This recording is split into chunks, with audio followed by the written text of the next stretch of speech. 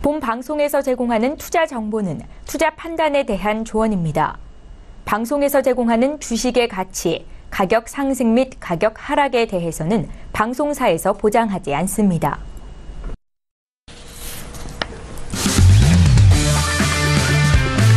네, 안녕하세요. 해외 선물 신세계 MC 김은혜입니다. 자, 오늘은 수요일 저녁입니다. 수요일 하면 원유 재고 발표가 있는 날이죠. 오늘 오전부터 해외 선물 시장 참 잠잠하고 지루하게 움직이기 때문에 오늘의 원유 재고 발표를 기다리시는 투자자분들도 많으실 것 같습니다. 잠시 후에 저희 신세계를 통해서 실시간 중계와 함께 해외 선물 전략자 드릴 테니까요. 끝까지 함께 해보시길 바라겠습니다. 자, 그리고 저희 신세계를 시청하시면서 참여하실 수 있는 방법도 오늘도 활짝 열어놓고 있습니다. 전화와 문자 그리고 실시간 유튜브 실시간 채팅방을 통해서 다양한 의견을 남겨주실 수가 있는데요. 전화 주실 때는 서울전화 02-3153-2611번, 2612번 두 대의 전화가 준비되어 있고요. 문자 보내실 때는 샵 0082번으로 보내주시면 저희 마스터님과 함께 해설위원님과 함께 실시간 상담도 도와드리도록 하겠습니다. 더욱더 특별하게 TV뿐만 아니라 유튜브로 저희 방송 시청하고 계시는 분들이라면요. 채팅방을 통해서 더욱더 쉽게 의견 남겨주실 수가 있습니다. 마스터님이 직접 로그인하셔서 여러분들의 질문, 답변 도와드리고 있으니까요. 채팅창도 많이 활용해 보시길 바라겠습니다. 아울러 저희가 신세계 1부에서 제공된 정보는 투자 판단에 대한 조언입니다. 해당 상품의 가치와 수익률을 보장하지 않는다는 점 다시 한번 유의해 주시기 바라겠고요. 또한 저희 프로그램은 자본시장 통합법을 준수하고 있습니다. 1대1 투자상담과 유사수신행위, 무인과 영업행위, 불법 대여 계좌 홍보 및 가입권위 등 이런 모든 불법 사항에 대해서 엄중하게 금지하고 있다는 점 또한 다시 한번 고지 도와드리도록 하겠습니다. 자, 오늘 수요일 저녁인데요. 저는 출근길부터 눈이 정말 많이 내려서 바깥에 또 퇴근하시는 길에는 좀 어려움이 없으셨지 않을까라는 그런 생각을 하는데요. 자, 오늘도 함께 해주실 출연진분들 소개해드리도록 하겠습니다. 먼저 김영철 해설위원님 나오셨습니다. 어서 오세요. 네, 안녕하십니까.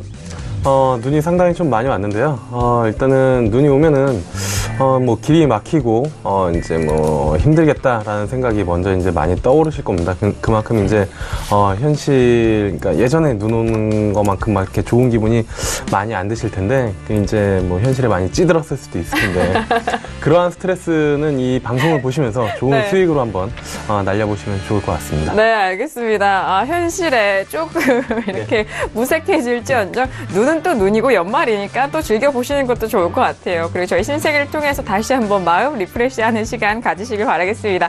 자, 그리고 오늘도 김경인 PD 함께합니다. 김경인 PD. 네, 안녕하세요. 김경인입니다. 드디어 좀 1년간 지켜봤던 세제 개편안이 통과 국면에 있는 좀 빅데이라고 할 수 있는 날인데요. 생각보다 좀 장의 움직임은 그렇게 없는 것 같습니다. 하지만 여전히 이슈들 앞으로 많이 산재해 있으니까요. 그거 오늘 하루 동안 꽉 채워서 전달해드리겠습니다. 네, 알겠습니다. 시장 정말 이런 세제 개편안 통과를 기다리고 있는 장일까요? 참 지루하게 흘러가고 있는데 지루하지만 오늘 김경인 PD는 바쁘실 것 같고 또 오늘 눈이 온 기념으로 하얀 의상을 함께 시청자분들에게 보여주셔서 더욱더 반가운 것 같습니다. 자, 이렇게 오늘 김경인 PD와도 인사 나눠봤고요. 자, 그리고 무엇보다도 오늘 수요일장 중점적으로 해외 선물 전략자 드릴 마스터님 소개하도록 하겠습니다. 오늘의 마스터를 먼저 화면 통해서 소개합니다. 해외 선물 신세계 정식 오픈!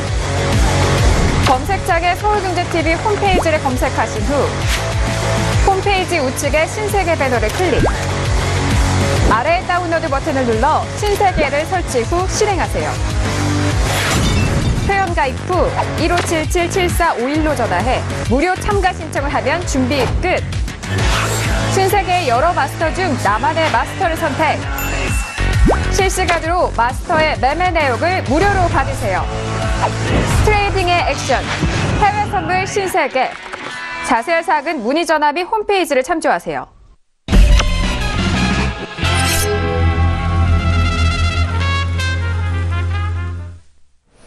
네, 오늘 함께할 마스터는요. 지난번 첫 출연으로 뜨겁게 저희 시청자분들 달궜던 분입니다. 해외 선물계 다크호스 해왕 마스터님 나오셨습니다. 어서 오세요. 네, 반갑습니다. 네, 오늘도 정말 화면 가득 오셨는데 자, 먼저 인사 말씀 들어볼까요? 네, 안녕하세요. 해양입니다. 오늘 법인세 세제 개편안이 거의 마무리되는 시점에서 날씨도 굉장히 쌀쌀하고 오다가 보니까 빙판길도 굉장히 많이 생겼는데 여러분들 세제 개편안을 통해서 안정적인 수익을 추구하시고 빙판길 모두 조심하시기 바랍니다. 네, 알겠습니다. 뭐 바깥에 빙판길도 있지만 이렇게 거래를 하다 보면 차트 안에서의 빙판길도 있잖아요. 그쵸? 그 빙판길을 오늘 마스터님이 조심스럽게 걸으실 수 있도록 투자자분들 바로 잡아드린다고 하니까요. 오늘도 2시간 동안 끝까지 집중해 주시길 바라겠습니다. 자, 오늘 해왕 마스터님과 함께 2시간 꾸려가고 또 원유 재고 발표가 있는 만큼 크루드오일에 대해서는 집중적으로 함께 살펴드릴 텐데요. 자, 오늘 현재 시각 11시가 지나가고 있는 시점 현재 구간 시장 상황 먼저 살펴보도록 하겠습니다. 현재 시세 살펴보시죠. 자, 지금 현재 시세인데요. 일단 S&P와 나스닥 지수에 대해서 방향성 먼저 확인을 해보도록 하겠습니다. 자, 지수에 대해서는 어제장 이 시각 기억나실 텐데 계속적으로 고공행진 이어가고 있었습니다. S&P는요, 현재 0.32% 상승한 2693포인트 움직이는 상황입니다. 어제장에 결국 음봉으로 마감이 되면서 아쉽게도 고점 돌파를 하지는 못했지만 오늘 이 시각에는 다시 힘을 내고 있는데요. 0.32%의 강보합권 지지가 되고 있는 상황이네요. 자, 그리고 나스닥도 보도록 하죠. 나스닥도 같은 상황입니다. S&P와 비교해서 좀 같은 상황으로 흘러가고 있는데 현재 구간 6,527.50포인트로 0.37% 강보합권입니다. 자, 그리고 유로FX도 볼까요? 자, 유로FX는 1.19 가격대 회복한 이후 지지가 계속적으로 되고 있는 상황입니다. 어제장에 큰 양봉이 나왔네요. 어제 종가는 1.19160달러 마감이 된 상황이고 현재 구간에서는 보합권에서 움직이고 있는데요. 1.19210달러 거래되고 있는 상황입니다. 자, 그리고 골드도 볼까요? 골드 역시 1260달러 돌파 이후에 조금 더 힘을 내지 못하고 있는데요. 0.17% 보합권에서 1267달러 거래가 되고 있는 상황입니다. 자, 그리고 최근 크루드오일만큼이나 또 지루한 가격대가 없지 않나 싶습니다. 57.84로 오늘은 조금 탄력을 보여주고 있는데요. 57달러 후반대까지 좀 탄력을 보여주면서 0.41%의 강보합권 유지가 되고 있는 상황입니다. 네, 오늘 시장 살펴보기 전에 현재 시세 먼저 살펴드렸습니다. 그렇다면 이 시각 현재 구간에서 어떤 기사들과 어떤 뉴스가 나오고 있을까요? 김규영 PD 먼저 정리해볼까요? 네, 오늘 이제 세제 개편안이 좀 통과가 될까 말까 하는 날이니만큼 역시나 세제 개편안 관련 뉴스가 가장 처음으로 나온 것 같습니다. 미국 상원에서 세제안이 지금 턱걸이로 가결됐다라는 소식이고요. 20일에 하원에서 재표결을 남겨두고 있다라는 소식입니다. 이 재표결에 대해서는 세제안이 통과된 이후에 몇 가지 문제가 발견됐다라는 얘기가 나왔는데 대세에는 지장이 없을 것이다라는 이야기가 나오고 있지만 어쨌거나 지금 하원을 통과했던 단일안 중에 일부 조항이 상원의 버드룰이라고 하는 어떤 법칙에 어긋난다라는 판단이 나오고 있습니다. 그래서 이 단일안 중에 3개 조항이 이 버드룰에 위배가 된다고 보고 있기 때문에 상원에서는 이 조항들을 삭제하거나 수정해서 다시금 표결을 해야 하는 상황이 되었습니다. 자세한 부분은 또 이따가 이슈 시간에 전달해 드리도록 하겠고요. 네. 다음으로는 유럽 소식입니다. 유로존의 10월 경상흑자가 308억 유로로 드러났습니다. 전월 대비해서 84억 유로 감소한 수치라고 하네요. 다음으로는 독일 소식입니다. 11월 PPI가 전년 대비 2.5% 상승했다라고 나오면서 예상치를 하회했다라는 소식도 들려오고 있습니다. 네, 마지막으로는 이제 상원에서 세제 개편안이 통과가 되면서 좀 한 고비를 넘은 듯하지만 또 미국 의회가 크리스마스 셧다운 위기에 좀 시달리고 있다라는 소식입니다. 이 부분에 대해서도 이슈 시간에 더 자세하게 짚어드리도록 하겠습니다. 네, 알겠습니다. 일단 세제 개편에 대한 이슈 좀 중점적으로 기사가 나오고 있고, 그리고 유로존의 10월 경상흑자가 308억 유로로 전월 대비 84억 유로보다는 좀 낮았다라는 그런 의견도 있습니다. 그리고 독일의 11월 PPI도 함께 지표 상황 살펴드렸다는 점 확인을 해보시길 바라겠습니다. 자, 현재 구간 기사와 지표도 좀 살펴봤고요. 오늘 출연진 분들과는 어떤 이슈를 다루게 될까요? 먼저 퓨처스 이슈 토크 이슈 먼저 화면 통해서 확인합니다. 네, 오늘 퓨처스 이슈 토크입니다. 먼저 첫 번째 이슈는 S&P 500입니다. 뉴욕 증시가 미국의 세제 개편안 하원 통과 속 약세 흐름을 보였습니다. 어제짝에 음봉으로 마감이 된 상황인데요. 현재 구간은 다시 반등하면서 상승하고 있는 랠리 이어가고 있습니다. 자, 두 번째 이슈는요, 유로FX입니다. 세제 개편안 하원 통과에도 미국 달러 조정의 상승세를 유지를 하면서 방금 전에 살펴본 시세에서 1.19 가격대 계속해서 지지가 되고 있는데요. 이후 상황도 함께 분석해드리도록 하겠습니다. 자, 세 번째 이슈는 오늘 원유 재고 발표가 있는 크루드 오일입니다. 미국의 원유 재고 감소로 이런 전망 속에서 상승세를 이어가면서 57달러 후반대까지 올라가는데요. 과연 이 상승세가 58달러 돌파 여부가 궁금하실 텐데 그 부분도 함께 분석해 보도록 하죠. 자, 마지막 이슈는 골드입니다. 달러 인덱스가 계속적으로 주춤하는 가운데 상승 추세를 유지를 하고는 있습니다만 큰 탄력은 보이지 않고 있습니다. 현재 구간에서의 전략 짜보도록 하겠습니다. 네, 오늘도 이렇게 4가지 이슈를 준비를 했습니다. 각 종목들 간의 흐름이 작게 나오고는 있지만 중요한 가격대이기 때문에 그 어느 때보다도 주의가 필요한 구간이지 않을까라는 생각을 하고 있는데요. 자, 먼저 첫 번째 이슈는 S&P 500이 올라왔습니다. 앞서서 시세도 살펴드렸지만 2,700선은 도달하지는 못하고 일단 2,690선은 지지가 되고 있는 상황인데요. 자, 현재 구간에서의 전략 짜보도록 하겠습니다. 자, 먼저 업앤다운 확인할게요. 자, 하나, 둘, 셋. 네, 김경영 PD 관망이죠. 네. 네, 그리고 저와 해설위원님, 마스터님 모두 업에 대한 의견을 좀 확인이 됐는데요. 자, 그렇다면 김경영 PD, 시장 이렇게 잔잔하게는 흘러가고 있지만 지수에 대해서 살펴보고 분석할 때 너무 바쁘셨을 것 같아요. 네. 네네, 들어볼까요? 우선 어제장 같은 경우에는 별로 이렇게 좋은 모습으로 마감이 안 된 것 같습니다. 지금 그 원인에 대해서는 애플이 어제 지금 노무라 증권 쪽에서 그 투자 의견을 좀 매수해서 중립으로 조정을 하면서 애플 주가가 하락했다라는 분석을 도와드렸는데 이것 때문에 지금 기술주가 하락하면서 좀 전체적으로 증시가 좀 좋지 못한 마감을 했다라는 외신 쪽의 분석이 있었습니다. 오늘 장으로 좀 관심을 돌리면 세제 개편안 이슈 역시 가장 중요한 이슈가 되겠습니다. 고요. 여러 가지 좀 기업 실적 발표라든지 이런 중요한 경제 뉴스들이 좀 기다리고 있는 모습을 확인하실 수가 있습니다. 지금 오늘도 지수 선물 역시 좀 상승 출발하는 모습이고 그 가운데 다우 지수가 지금 좀 이 기사에서는 105포인트 상승했다라고 하는데 지금은 한 95% 정도 상승하고 있는 것으로 지금 확인이 됩니다. 지금 역시나 세제 개편안 기대감 속에서 벌써부터 좀 이렇게 흐름이 나온 것 같은데 역시나 지금 아직까지 완전히 통과가 된 게 아니기 때문에 좀 투자자들이 이 진행 상황에 좀 촉각을 기울이고 있다 이렇게 보시면 되겠습니다. 지금 세제안이 아까도 이슈 시간에 말씀을 드렸지만 상원 통과했긴 합니다만 이 과정에서 그 버드룰이라고 하는 어떤 룰을 위반했다라는 그런 이의가 제기가 되면서 절차상의 문제점 때문에 지금 하원에서 다시 오늘 표결을 해야 되는 상황이 되었습니다. 그래서 이게 지금 하원에서 통과가 된다면 아마 이제 트럼프 대통령이 합치된 세제안에 대해서 사인을 하는 그런 절차가 남아있는 것이겠죠. 그래서 이제 딜은 거의 끝났다라고 외신에서는 보고 있는데, 그래서 지금 이 건 같은 경우에는 거의 끝났다라고 보는 것 같습니다. 왜냐하면 하원에서는 이미 한번 통과가 된 사안이기 때문에 절차가 남아있다고 해도 이게 크게 바뀔 것이다 이렇게 보지는 않는 것 같거든요.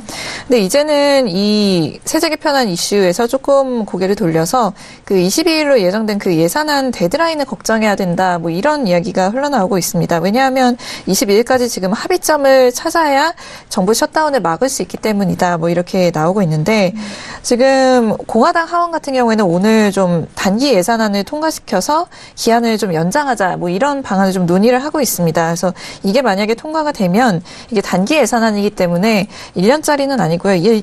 내년 1월 19일까지 연장 가능한 어떤 일종의 임시 방편이라고 보시면 되겠습니다. 근데 이게 아직 확정된 상황이 아니기 때문에 어떻게 흘러갈지 좀 오늘 좀 많이 지켜보셔야 될 것 같고요.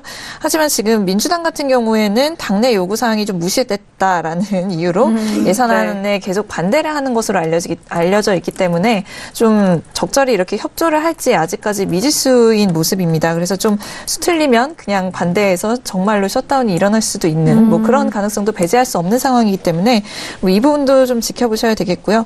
민주당이 지금 반대하고 있는 부분이 어떤 부분이냐 잠깐 보시면 트럼프 정부가 그 국방, 디펜스 이 부분에 굉장히 좀 신경을 많이 쓰는 걸로 지금 많이들 알고 계실 겁니다. 근데 민주당 같은 경우에 이제 내년도 예산안을 짜는 데 있어서 국방비 이외에 좀 다른 분야에도 더 많은 자금을 배정을 해라. 그렇지 않으면 우리는 이 예산안 승인하지 않겠다라고 좀 버티면서 지금 좀 의견차가 좁혀지지 않는 모습입니다. 그래서 결론적으로 봤을 때 지금 이제 세제 개편안은 저는 거의 통과가 됐다라고 보기 때문에 약간의 그 좀 쉬어가는 장세가 나올 수도 있다라고 첫 번째 번째로는 보고 있고 또 아직까지 그 셧다운 우려가 좀 사라지지 않았기 때문에 그런 부분에서도 좀 아직은 뭐 완전히 상승으로 가기에는 조금 부족하지 않을까 하는 마음에서 관망이 들었습니다. 네, 일단 하원 통과 그리고 세제 개편에 대한 이슈는 이제 시장에서 중점적인 부분이 좀 비껴나간 시점이다.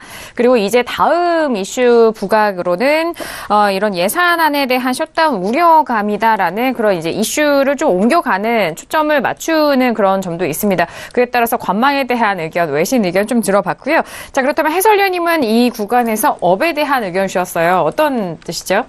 일단은 뭐 지수가 아래쪽으로 꺾일 만한 요인이 많이 없다라고 이제 말씀을 누차 드렸었고, 지수는 뭐 S&P건 나스닥이건 이쪽 주제가 돼가지고 업앤다운을 들어야 되는 그런 상황이 왔을 때 항상 뭐 업이라고 말씀을 드렸는데, 네. 한번 빅사이클이 시작이 되면은 그게 이제 쉽게 끝나지가 않습니다. 그러니까 단기적으로 뭐 며칠 또는 뭐 주간으로는 변동성이 확대되면서 조정을 받을 수는 있으나 네. 큰 방향성이 아래쪽이 아니라 위쪽이기 때문에 뭐 설사 조정을 받아서 매수 포지션 자체가 뭐 흔히 말하는 물려 있더라도 빠져나올 수 있는 방향 쪽, 그게 이제 추세 방향 쪽으로 거래를 해야 된다라고 이제 뭐 누차 말씀을 드렸었던 부분이었고요.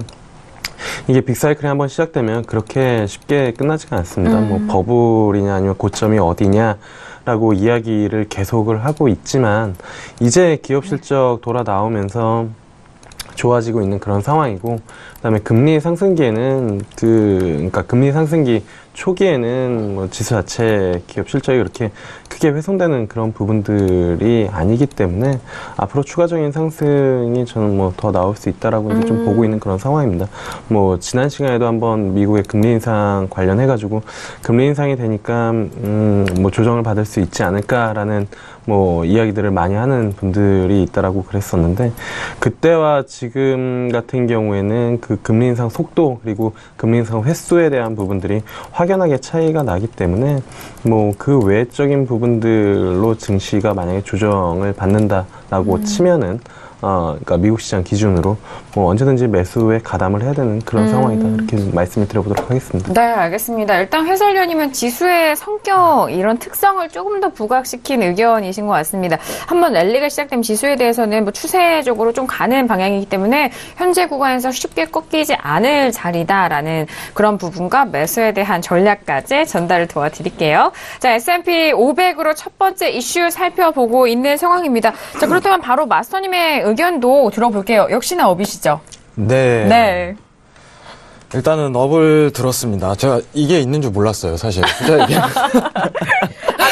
이거 아니면 이거. 제가 다시 기회를 드린다면은 어떤 저는 의견? 이거입니다. 아, 관망. 네, 반반이요. 네. 네. 저는 이겁니다. 그러면은 그 관망에 대한 관점을 설명 풀어주세요. 네, 괜찮습니다. 사실 이제 네. 지수 자체가 나스닥이라든가 S&P라든가 이제 해설위원님께서 얘기하신 부분에 대해서 굉장히 공감이 많이 가는데, 빅사이클이 멈출 만한 시황이 크게 없어요. 지금 네. 상황 자체가.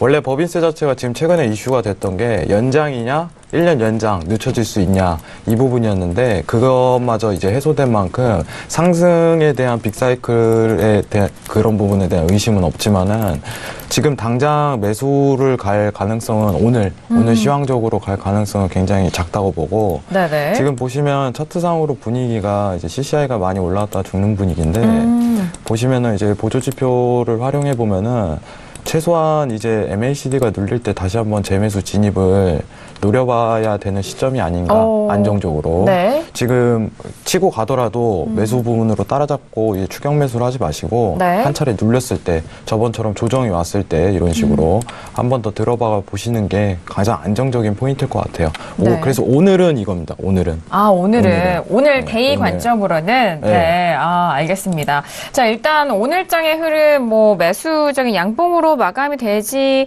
않을 수도 있을 가능성이 좀 많다라는 말씀도 해주시는데, 그렇다면 현재가 2693이잖아요, 마스터님. 그렇다면 네네. 어느 정도 선까지 하단에 좀 조정, 눌림을 좀 예상하시는지 가격대도 함께 짚어볼까요? 네네. 사실 제일 좋은 포인트는 네. 이 추세 때 지금 보고 있는 포인트가 가장 좋긴 한데, 지금 추세가 강렬한 만큼 3번 더 이제 하방으로 크게 조정이 나온다면은 저는 많이 눌릴 수도 있을 것 같아요. 상황 자체가 네네. 조정이 좀 큰 폭으로 진행되고 네. 다시 한번 빅사이클을 이어갈 가능성이 굉장히 크다고 보는데 네. 단기적으로 봤을 때는 2663. 빵빵 저번에 이제 빵빵 얘기해갖고 네. 사람들이 이제 많이 놀렸는데 편해가지고 이렇게 하겠습니다. 2663. 빵빵 네. 여기 포인트가 제일 네. 진입하게 매수 보기에는 가장 좋은 포지션인 것 같습니다. 네, 일단 눌림 가격대 좀 랠리가 하방 쪽으로 꺾인다면 아래쪽으로 가격대도 좀 열어놓고 계시는데 2663포인트 정도까지 눌림 전망을 드리고 있습니다. 그 구간에 일단 가격대가 좀 빠진다면 매수적인 관점 가격대로 유효하니까요. 이 가격대 좀 잘 살펴보시기 바라겠고요. 저는 역시나 저도 업에 대한 의견을 들었는데 저도 이렇게 반반 관망을 좀 들어보고 싶은 마음이 좀 많았는데요. 일단 상승은 이어가고는 있어서 이 상승이 쉽게 오늘장에 단번에 무너지지는 않을 것으로 예상이 되고는 있지만 하지만 이 전과 매수 힘이 그렇게 같이 유지가 되고 있지는 않다라는 느낌을 받았습니다. 그래서 저는 2683선인가요? 초반선까지는 좀 지지가 되지 않을까, 그 안에서 마무리가 되지 않을까라는 생각에서 저도 오늘 업에 대한 의견을 드리도록 하겠습니다. 네, 첫 번째 이슈 S&P 500에 대해서 의견 나눠보고 있습니다. 이제 이런 강한 상승 랠리에서 조금씩 시황적인 외신적인 부분과 그리고 차트 분석, 기술적인 분석 내용도 조금씩 변화하고 있는 순간입니다. 이런 상황 속에서 이런 변화를 좀 감지하시고 이 다음 랠리에 대해서 좀 준비를 하시는 것이 가장 유효한 전략이지 않나라는 생각을 하고 있는데요. 자, 그렇다면 바로 두 번째 이슈로 넘어가 보도록 하겠습니다. 자, 오늘의 두 번째 이슈는 바로 유로 FX입니다. 자, 유로 FX 그동안 힘을 내지 못했습니다. 그렇지만 1.18 그리고 1.19까지 다시 상승 랠리를 이어가고 있는 상황인데요. 현재 구간도 다시 1.19235달러로 0.06% 오늘도 상승을 하고 있는 상황입니다. 빠르게 업앤다운 확인한 이후에 유로 FX 전략 짜볼게요. 네, 들어보도록 하겠습니다. 하나, 둘, 셋. 네. 모두 업에 대한 의견을 드렸습니다. 이전에 좀 유로 FX가 어려웠을 때는 좀 의견이 많이 엇갈렸었는데, 오늘장에는 모두 통일이 되는 상황입니다. 그렇다면 김경영 PD, 어떤 외신 쪽의 의견이 있죠? 역시나 어제 나왔던 의견과 크게 다른 건 없습니다. 지금 세제 개편안이 상원을 통과했다라는 소식에 좀 상승폭을 넓혀가는 듯 했지만 좀 전반적으로는 큰 변화가 없다라고 외신 쪽에서는 보고 있고요. 네. 이게 좀 역시나 증시가 힘을 받는 것과는 다르게 좀 달러 쪽에는 그만큼의 좀 힘이 들어오지 않는다라고 보시면 될 것 같습니다. 근데 지금 크리스마스도 있고요. 네. 지금 계속해서 좀 거의 좀 이제는 좀 거래보다는 놀자 이런 식의 분위기가 그렇죠. 만들어지고 있기 때문에 네. 휴일을 앞두고 좀 어떤 큰 포지션을 취하는 사람은 거의 없겠죠. 그렇기 때문에 거래량이 좀 연말로 갈수록 그러니까 연휴가 지날수록 좀 점점 줄어들 것이다. 이런 이제 예측이 나오고 있고 이제 세제 개편안 관련돼서 어떻게 될 것이냐도 역시나 그 달러의 흐름을 유로에 있어서는 봐야 되기 때문에 그 부분도 중요하지만 외신에서는 지금 그보다도 달러 흐름에 더 중요한 부분이 BOJ의 금융정책 결정이다라고 보고 있습니다. 왜냐하면 지금 같은 경우에 그 금융정책 결정이 지금 회의가 오늘부터 내일까지 이뤄지고 내일 이제 회의가 끝나면 이제 정책이 어떻게 결정이 됐는지 발표를 하게 되는데 내일 이 결정이 예정이 되어 있다는 점 때문에 더 달러의 상승폭에 좀 제한을 받았다라고 보고 있기 때문에 이 부분도 지켜봐야 될 부분이다라고 보고 있습니다. 그래서 시장에서는 이번 회의에서 좀 딱히 정책 변화가 크게는 없을 것이다 이렇게 보고 있기는 하지만 이게 좀 구로다 그 총재가 향후 변화를 좀 시킬 수도 있다라고 좀 암시하는 신호를 줄 수도 있다. 회의를 앞두고는 항상 이런저런 가능성이 대두가 되기 때문에 이런 부분에서 좀 내일 어떤 변화가 나올지 좀 축하하고 곤두세우고 있다라고 보시면 되겠습니다. 네. 지금 오늘 같은 경우에는 크게 변화가 없을 전망이기 때문에 유로 같은 경우에는 저는 계속해서 상승을 유지할 것이라고 보고 있습니다. 네, 알겠습니다. 일단 유로에 대해서는 김경영 PD 외신 쪽의 의견 항상 내년에 제한 전망은 달러가 그렇게 좋지 못하고 유로에 대해서는 상방적으로 계속적으로 분석 내용 전달 도와드리고 있는데 그 기조는 여전히 오늘도 유효하다라는 점 다시 한번 의견 집중적으로 전달을 해드렸습니다. 자, 모두 올 업에 대해서 의견을 드리고 있는 유로 FX입니다. 모두 상승적으로 방향을 보고 있는데, 자, 그렇다면 김영철 해설위원님 이 상승이 어떤 의미일까요? 네.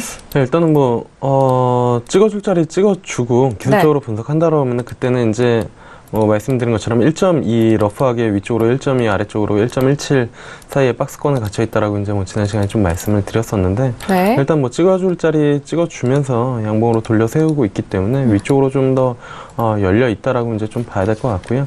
위쪽으로는 11월 27일 날 고가 찍었었던 1.19750 이 자리까지는 무난하게는 좀 올라올 것 같습니다. 문제는 여기가 돌파가 되면은 그때는 1.2도 돌파를 열어놓고 시장을 대응을 하면 좋을 것 같고요. 네네. 어쨌든 지금 아래쪽으로 보기보다는 위쪽으로 보면서 좀 포지션 관리를 좀 해야 되는 그런 시점이지 않을까 이렇게 좀 보고 있습니다. 네, 알겠습니다. 현재 구간 1.1920달러 거래가 되고 있는 상황에서 1.2까지도 노려볼 수 있고 그렇지만 현재 구간에서는 좀 포지션 관리를 잘 해야 되는 좀 주의가 좀 깊은 그런 시점이다라는 그런 말씀까지 시장 분석을 도와드리고 있는데요. 자, 그렇다면 저도 유로 FX 저도 역시나 업에 대한 의견 드렸는데 저는 그동안 눌려 있었던 유로 FX가 미국 달러 인덱스가 좀 주춤할 때 이 기회가 아니면 언제 또 팔다리를 펼 수 있겠나 싶어서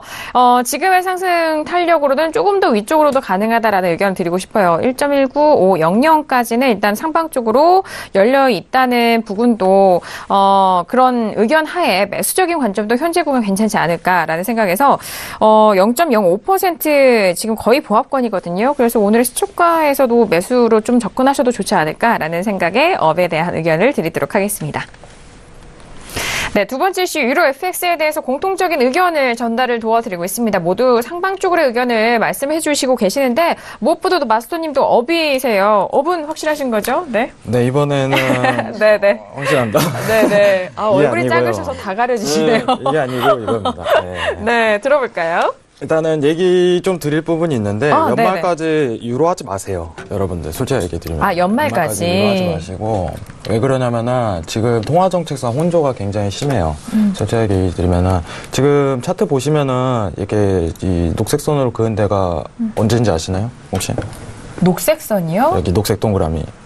강하게 빠졌을 때? 네. 네네. 이때가 네. FOMC 회의 직후거든요. 직후인가요? FOMC 회의 직전에 네. 인플레이션 근원 소비자 물가지수가 1.7% 나왔어요.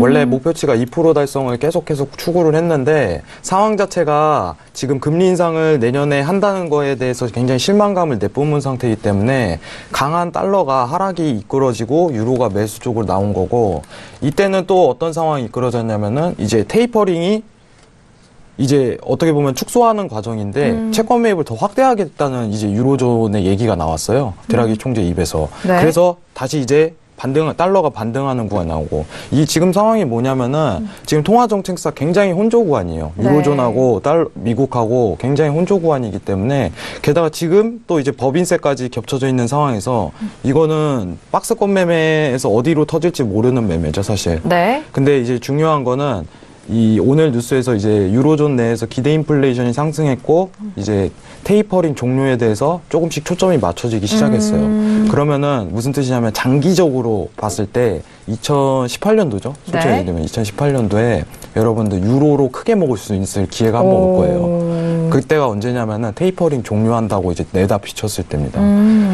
테이퍼링의 종료는 무슨 뜻이냐면은 이제 유로존의 첫 금리 인상을 시사하는 거예요. 당분간 몇 년 동안 안 했던 첫 금리 인상을 하겠다는 하나의 신호기 때문에 그때 아마 가장 큰 수익을 낼 수 있지 않을까 이 생각을 하고 지금 상황은 통화적으로 혼조 구간이기 때문에 그렇게 적극 추천드리지는 않는데 개인적으로 달러 지수가 달러 지수를 좀 봐야 돼요. 63.3 빵빵. 또 빵빵이네요. 여기 도달했을 때 그때 유로 매수 진입을 한번 권유드립니다. 네, 알겠습니다. 네네. 일단 내년의 큰 그림을 위해서 이번 연말까지는 조금 관망에 대한 좀 태도를 취하셔도 좋다라는 의견이시네요. 네네. 네. 내년에 아무래도 테이퍼링을 종료할 가능성이 굉장히 크다고 보고 있어요. 저 자신도. 네. 원래 지금 테이퍼링 진행하는 것 자체가 9월까지거든요. 네. 상황이. 근데 기대 인플레이션이 계속 올라오고 미국 유로존 내에서도 인플레이션이 지속적으로 상승하면은 어쩔 수 없이 테이퍼링을 종료할 수밖에 없어요. 얘네 상황도.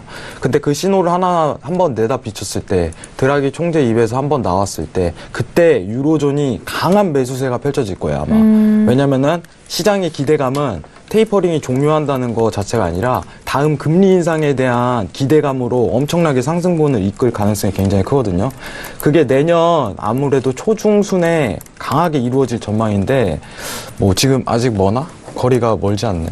기간이. 9월까지요? 네. 근데 저는 네. 개인적으로 그때 아마 가장 큰 수익을 낼 수 있지 않을까 이 생각을 가지고 있거든요. 근데 항상 뭐 9월이라고는 하지만 시장의 반응은 그 전부터 선반영이 빠르게 일어나니까 뭐 그러실 수도 있을 것 같아요. 근데 중요한 건 뭐 드라기 네. 총재 입에서 먼저 나와야 되니까. 그럼요. 네. 그거에 대해서 좀 집중을 하고 있는데 아무튼 달러 인덱스 자체가 하방으로 한 번 더 꺾일 가능성이 있는데 이 자리 93.3빵빵 달러 인덱스입니다. 네. 달러 인덱스 이 자리 잘 보시고 여기서 이제 강한 저항대가 하나 형성됐을 때 추경매도 그 유로를 추경매수 하셔도 늦지 않을 것 같습니다. 네, 알겠습니다. 일단 달러 인덱스에 대해서도 뭐 중요한 시점이고 그리고 유로 FX에 대한 부분은 이제 내년에 큰 흐름으로 큰 변동성으로 시청자 여러분들에게 좀 수익을 낼 수 있는 그런 구간을 안겨줄 수 있을 거다라는 그런 전망 속에서 상방 쪽에 의견을 드렸고 테이퍼링에 대한 이런 마감에 대한 뉴스가 전반적으로 글로벌 정책 기조인 이런 금리 인상 함께 또 배를 타면서 그 부분에 있어서 또 탄력을 받지 않을까라는 또 의견을 주셨는데 미리 내년 2018년도에 유로 FX 전망까지 함께 들어본 것 같아서 지금 보시는 시청자분들은 많은 도움이 되셨을 것 같아요. 자, 유로 FX에 대해서 두 번째 이슈로 저희가 전략을 짜드렸습니다. 상방 쪽으로 의견이 좀 다수하다는 거 저희가 다시 한번 정리를 도와드리도록 하겠고요. 자, 앞서서 말씀드렸듯이 오늘 저희 신세계는 뭐 여러분들이 시청을 하시면서 전략과 그리고 참여가 그 어느 때보다도 활발하게 열려 있는 상황입니다. 전화와 문자 그리고 유튜브 실시간 채팅방도 열려 있는 상황인데요. 유튜브로 오늘 마스터님이 활발하게 답변을 달아주셔서 시청자분들께서도 활발하게 달아주고 계시는데 질문 하나 보고 지나가도록 하겠습니다. 이 질문을 좀 다뤄볼까 해요. 트럼프가 세제 개편안 사인을 하면 옆에 채팅창 보이시죠? 트럼프가 세제 개편안 사인을 하면 달러 차트에 큰 영향을 줄까요? 아마 달러 인덱스 말씀하시는 것 같죠? 자, 그렇다면 마스터님께 좀 바로 여쭤봐도 될까요? 네. 어떻게 생각하시나요? 네. 저는 개인적으로 큰 영향이 안 갈 거라고 봅니다. 달러 인덱스에. 네. 사실 법인세 부분에 가장 다이렉트에 꽂히는 거는 S&P 나스닥이에요. 여러분들. 왜냐면 당연한 거죠. 우리나라로 따지면 이제 코스피 지수랑 법인 회사 부분이기 때문에 당연히 나스닥하고 S&P에 당연히 큰 영향이 가는 건 같은데 지금 포커스가 맞춰져 있는 부분은 사실 이 법인세 인하가 이루어진 다음에 금리에 어떤 영향을 끼치냐 미국의 통화적으로 통화 정책사 어떤 영향을 끼치냐에 포커스가 굉장히 맞춰져 있는 상황인데 제가 지금 얘기 드리는 부분은 지금 법인세 감산에 대한 부분은 이미 시장의 가격에 반영될 가능성이 굉장히 커요. 그렇기 때문에 달러 인덱스에 큰 변화를 주지는 않고 통화 정책을 좀 더 집중해야 될 필요성이 있을 것 같아요. 법인세보다는. 네네네. 그래서 저는 개인적으로 큰 영향을 받지는 않을 것이다. 네. 이렇게 내다 비추고 있습니다. 알겠습니다. 그 큰 영향은 미치지 않을 것이다라는 개인적인 의견을 좀 전달을 해드렸어요. 시청자분께서 저희 방송과 현재 이슈 좀 궁금해하셔서 유튜브에 올리셨는데 뭐 의견 많은 참고를 해보시길 바라겠습니다. 자, 이렇게 두 번째 이슈 유로 FX와 그리고 시청자분의 유튜브 질문까지 또 알아봤는데요. 현재 시각 30분이 넘어가면서 오늘의 미국 증시가 개장이 된 상황입니다. 자, 먼저 증시 개장이 됐으니까 시세 살펴보시죠. 자, 오늘의 미국 증시도 개장이 됐습니다. 뭐 최근에 연말 맞이하면서 뭐 우리 증시도 그렇고 거래량이 상당히 줄어든 상황입니다. 자, 일단 선물 시장 내에서는요. S&P는 상승 탄력 더욱더 높여가고 있네요. 2695포인트까지 올라간 상황입니다. 0.39%까지 올라간 상황이고요. 그리고 나스닥도 보도록 하죠. 나스닥은 오늘은 S&P 비교해서 조금 약하네요. 6518.50포인트로 0.23%의 상승세 유지하고 있는 상황입니다. 방금 전에 알아본 유로 FX는 뭐 이 전보다는 뭐 같은 가격대에서 움직이고 있는데요. 1.19215달러로 0.05% 보합권에서 움직이고 있는 상황입니다. 자, 그리고 골드도 볼까요? 자, 골드는 골드 조금씩 올라오고 있는데요. 1267.1달러로 0.18%의 상승세입니다. 하지만 뭐 일봉으로 봤을 때 윗꼬리가 좀 달렸는데 오늘의 고가는 1269.7달러 있다는 점 다시 한번 확인을 도와드리도록 하겠고요. 자, 마지막으로 오늘 원유 재고 발표가 있는 크루드 오일은 57.79까지 일단 움직임을 보이고 있습니다. 0.23% 상승세로 57달러 후반대까지 현재 구간 올리고 있다는 점, 현재 시세 살펴드렸습니다. 네, 지금 오늘의 미국 증시가 개장이 되면서 각 구간 그리고 각 종목들 간의 흐름을 먼저 살펴봤습니다. S&P는 여전히 상승 흐름 이어가고 있습니다. 나스닥도 역시 마찬가지긴 하지만요. S&P 비교해서 나스닥은 조금 힘이 약한 부분이고요. 오늘은 골드와 크루드 오일 그리고 유로 FX 통화와 상품 모두 현재 구간 상승을 이어가고 있다는 점, 미국 증시 현재 개장 모습 좀 살펴드렸고, 본장 역시나 뉴욕 증시 3대 지수 모두 상승 출발했다라는 소식입니다. 어제장에는 S&P와 다우는 올랐지만요. 일단 나스닥 같은 부분은 애플의 증권사 리포트가 좀 하향 조정이 되면서 하락 쪽으로 지수를 좀 끌어내리는 구간이었는데, 오늘은 3대 지수 모두 상승으로 방향을 잡아가고 있다는 점까지 속보 내용 전달 도와드리도록 하겠습니다. 자, 이렇게 오늘의 미국 증시 개장도 만나보셨고, 바로 세 번째 이슈로 넘어가도록 하죠. 자, 오늘의 세 번째 이슈는 오늘 원유 재고 발표가 있는 크루드 오일입니다. 자, 크루드 오일은요, 미국 원유 재고 감소 전망에 이건 정석적인 내용인 것 같아요. 상승으로 흘러가고 있는 상황이고, 방금 전에 살펴본 시세 보셨듯이 57달러 후반대 움직이고 있는 상황입니다. 자, 오늘 지표 발표가 있어서 어느 때보다도 궁금해질 텐데 들어보도록 하죠. 네, 들어볼까요? 하나, 둘, 셋.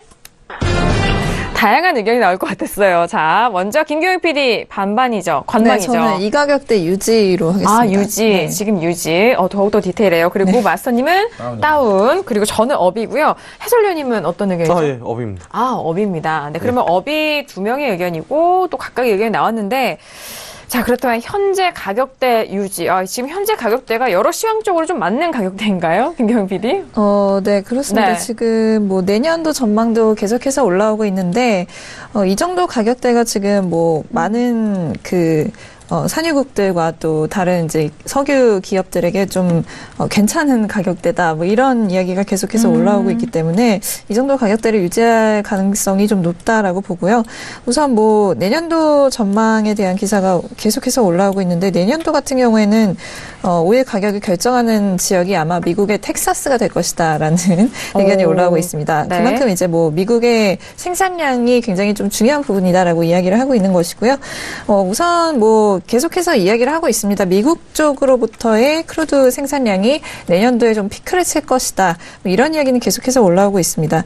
근데 내년도 가격대를 이제 예측하는 데 있어서 애널리스트들이 좀 가장 중요하게 생각하는 두 가지 질문이 있다라고 하는데, 그 중에 하나가 이제 미국 쪽에서의 생산량이 정확히 얼마나 성장할 것인가, 그리고 두 번째가 세계 경기가 아무래도 좀 수요가 늘어나기 위해서는 경기 성장이 수반되어야 하기 때문에 세계 경기가 이런 성장치를 소화할 만큼 견고할 것인가, 이렇게 두 가지를 지금 좀 굉장히 중요하게 지켜보고 있다라는 의견인데요.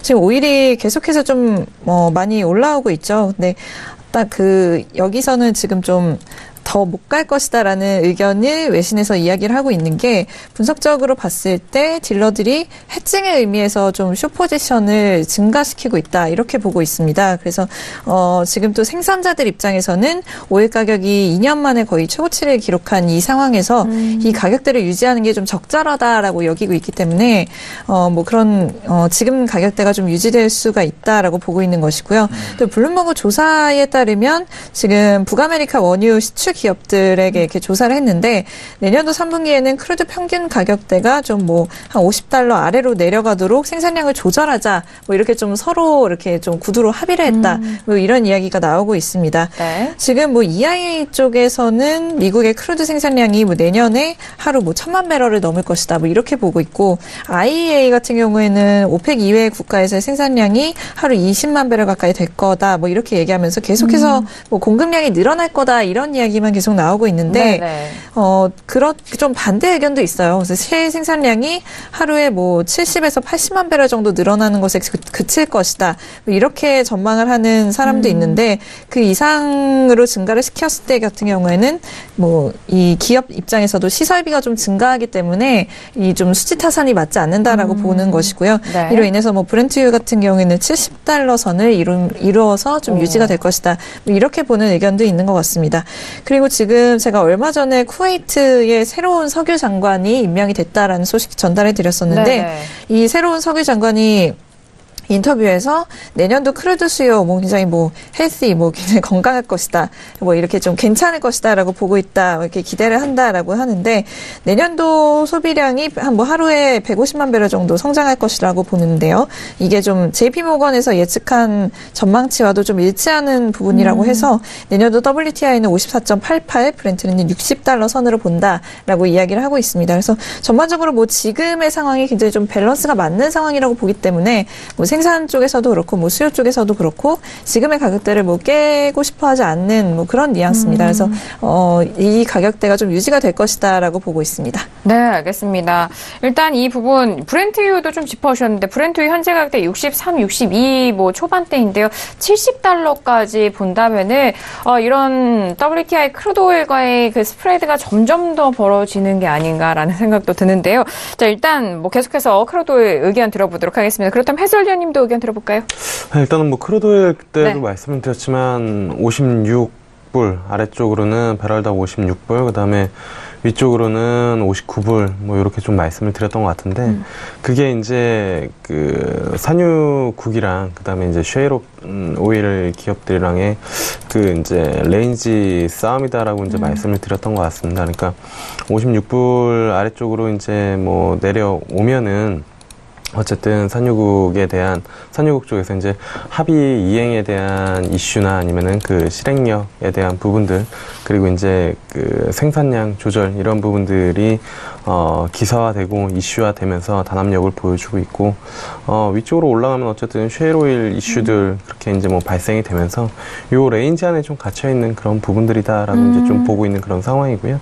그래서 56불 아래쪽으로 찍고 지금 올라오고 있는 그런 상황이기 때문에 오늘 원유 재고가 많이 나오건 적게 나오건 어쨌든 변동성은 위아래로 있을 수 있으나 음봉으로 마감하기보다는 어쨌든 양봉으로 마감을 하면서 위쪽 58불을 한번 돌파해주는 움직임 그리고 이제 59불 쪽 트라이를 하는 그런 움직임들이 오늘이 안 나타나더라도 어쨌든 향후 2, 3일 안에 그런 움직임들이 나오지 않을까 이렇게 좀 판단을 하고 있습니다. 네, 알겠습니다.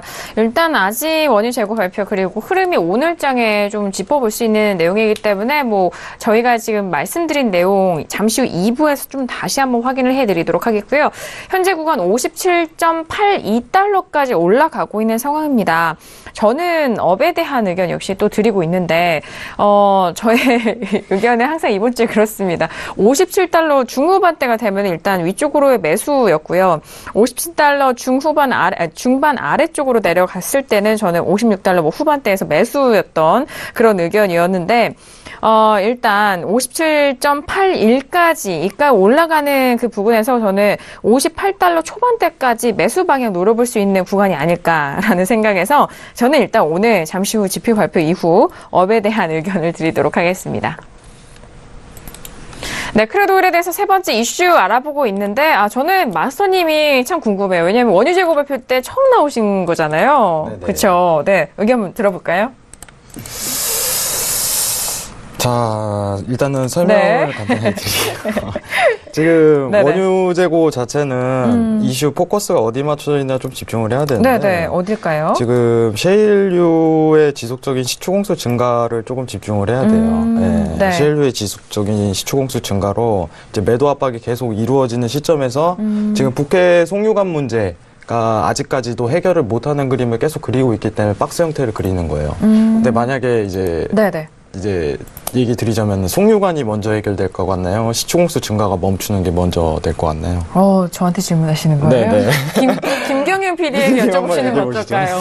아무래도 개인적인 송유관 그 사태 같은 경우에는 11일자로 2주에서 4주 정도 걸릴 것이다 해결하는데 네네. 그렇죠. 이랬기 때문에 이게 먼저가 아닐까 싶습니다. 네네. 그러면은 송유관 문제가 먼저 해결하다 보면은 매도 장세가 지속적으로 이어질 가능성이 굉장히 크다고 보고 있어요. 그렇기 때문에 지금 랠리를 굉장히 위아래로 이어가고 있는 상태인데 있는데 저는 랠리 중에서도 이제 매도 랠리를 조금 집중해야 될 필요성을 느낍니다. 개인적으로. 네. 왜냐하면 송유관 문제만 해결된다면은 미국은 계속해서 시총공수 압박이 들어올 수 있는 상황이에요. 네네. 시총수가 줄지 않고 계속 증가세를 이어가고 있기 때문에 개인적으로는 매도 랠리 나올 때 그때부터 매도 관점을 보시면은 안정적인 매매를 할 수 있을 거라고 생각을 합니다. 그럼 오늘 매매 포인트를 보면은 어차피 그 재고 감산 자체 재고 발표 자체는 지금 조금 적게 나온다고 하지만은 저는 개인적으로 이제 재고라는 거는 거래량이 하나 터지는 시점밖에 안 된다고 생각을 해요. 네. 재고가 적다고 해서 이제 매수 관점이 나오는 게 아니고 재고가 많다고 해서 매도 관점이 나오는 게 아니에요.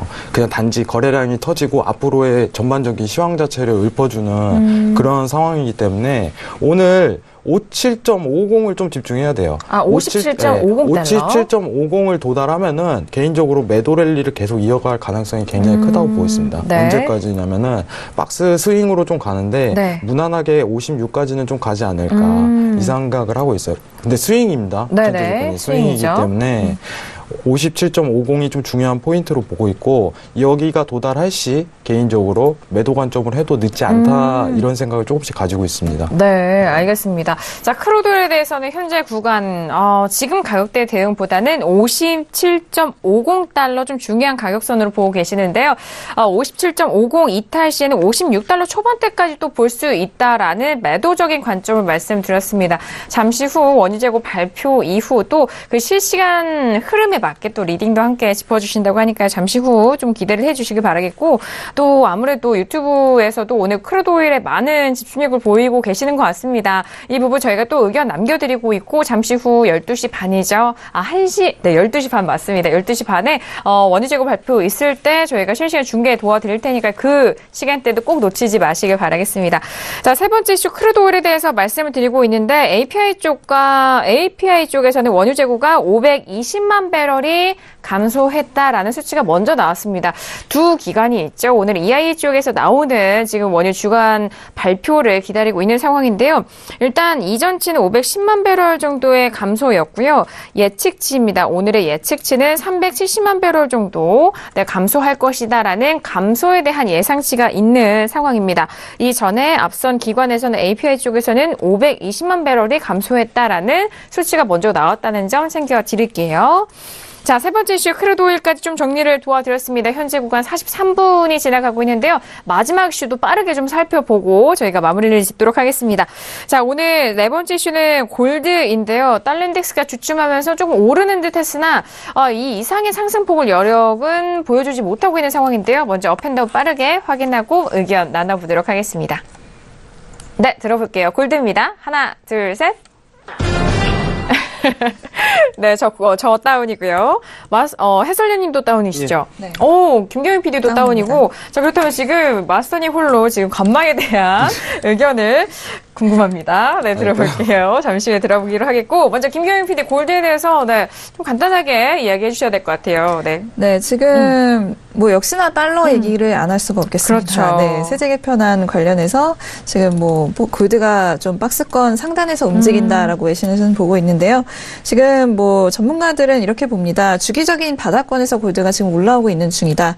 근데 앞으로 뭐 제가 유로 말씀드리면서도 같은 이야기를 했습니다만 홀리데이를 앞두고 좀 쉬어가는 한 주가 다가오기 때문에 골드 흐름 역시 좀 이제는 조용해질 것이다. 뭐 이렇게 보고 있고 현재 지금 하는 게 뭐 지금 큰 포지션에 들어가기보다는 2, 3주 뒤를 좀 예측을 하면서 그냥 2, 3주 뒤에 어떻게 포지션을 잡을까 이걸 좀 예측하는 것밖에 우리가 지금 하는 게 없다라고 이야기를 하고 있는 상황이고요. 네.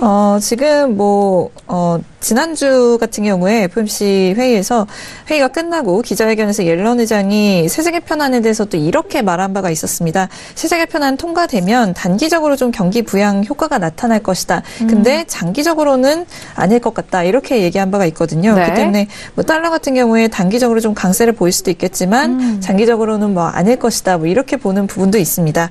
그런데 뭐 이제 결과적으로 봤을 때는 골드만삭스 쪽에 지금 의견이 올라오고 있는데 있는데 지금까지 골드를 지지해왔던 게 일종의 공포 효과였다라고 봅니다. 그러니까 세제 개편안이 네. 뭐 통과될 것인가 안 통과될 것인가 이런 것에 대한 좀 어떤 일종의 공포가 있었다는 뜻인 것 같은데 하지만 세제 개편안이 이제 뭐 통과를 목전에 두고 있고 또 이제 내년도면은 새로운 연준 의장 파월 의장이 부임을 하게 되죠. 이러면서 좀 안정감이 생겨나면서 골드가 계속해서 좀 하락할 것이라고 본다라는 전망을 말을 했고요.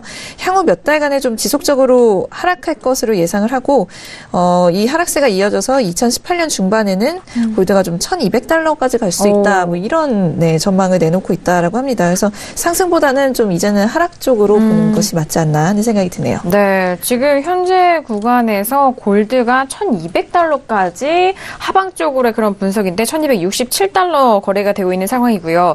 그렇다면 지금 김경영 PD 그 외신 쪽의 의견은 지금까지 하방 쪽에 그 물량이 좀 깔려 있었던 물량은 그런 두려움이죠. 네. 아무래도 또 안전자산의 대표적인 그런 부분으로 좀 설명을 해주신 것 같습니다. 자, 그렇다면 해설위원님도 바로 의견 들어볼게요.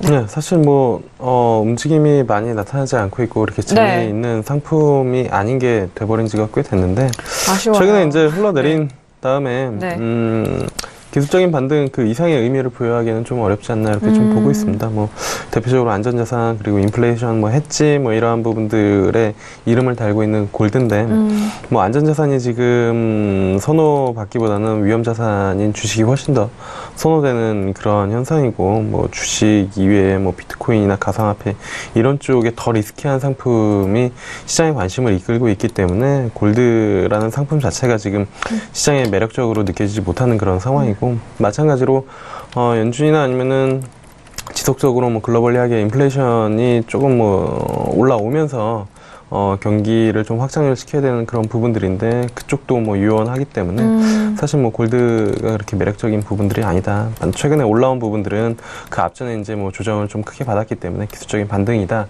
라고 이제 좀 뭐 판단을 하는 게 조금 더 맞지 않을까 이렇게 좀 보고 있습니다. 네, 각종 수식어가 붙었던 골드가 좀 무색해지는 시점이 아닐까 싶은데, 자, 저도 역시나 다운에 대한 의견 드렸고요. 오늘 일봉상으로 봤을 때는 고가가 1,269.7달러이고 윗꼬리가 계속 달리고 상황입니다.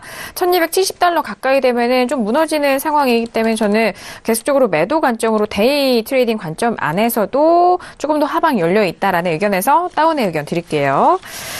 자, 골드 마지막 이슈로 알아보고 있는데 그렇다면 마스터님, 네, 오늘 가장 궁금한 의견을 관망을 또 들어주셨는데요. 들어보도록 하겠습니다. 의견 들어볼까요?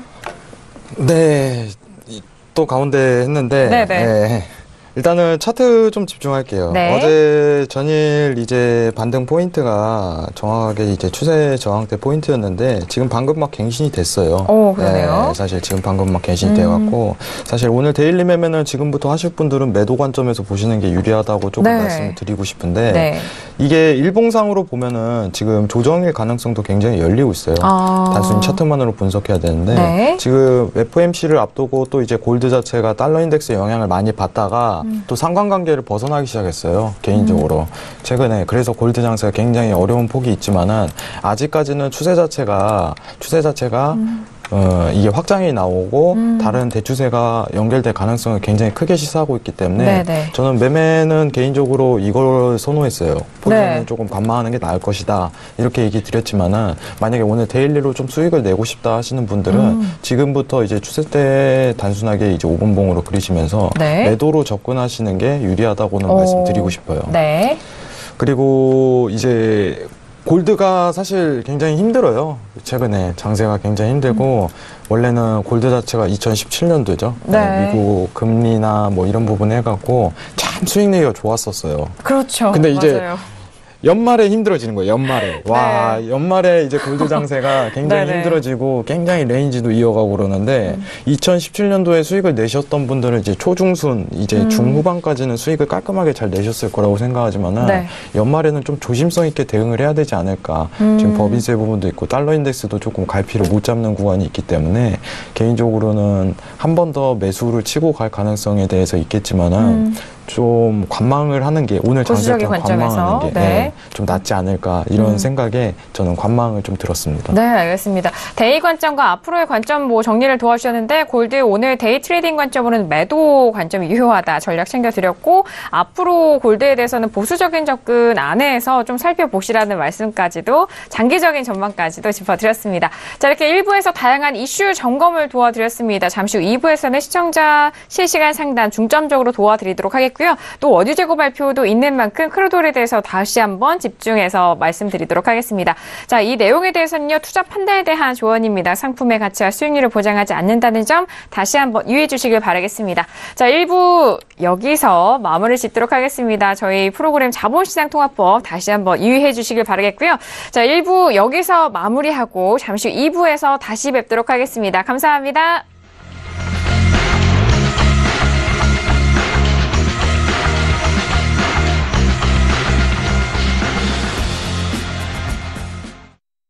본 방송에서 제공하는 투자 정보는 투자 판단에 대한 조언입니다. 방송에서 제공하는 주식의 가치, 가격 상승 및 가격 하락에 대해서는 방송사에서 보장하지 않습니다.